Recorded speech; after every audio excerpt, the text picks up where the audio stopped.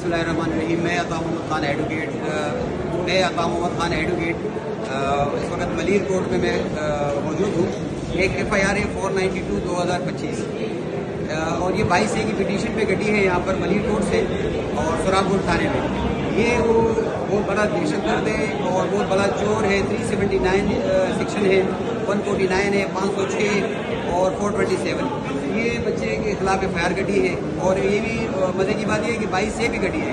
8 number ADJ साहब ने order दिए थे मलीर के और फिर उसके बाद सुराबगढ़ थाने ने इस बच्चे के खिलाफ, इस बच्चे का नाम रहीमुल्लाह है, इस बच्चे के खिलाफ FIR काटी और ये अपनी बेल करवाने आया है कोर्ट से।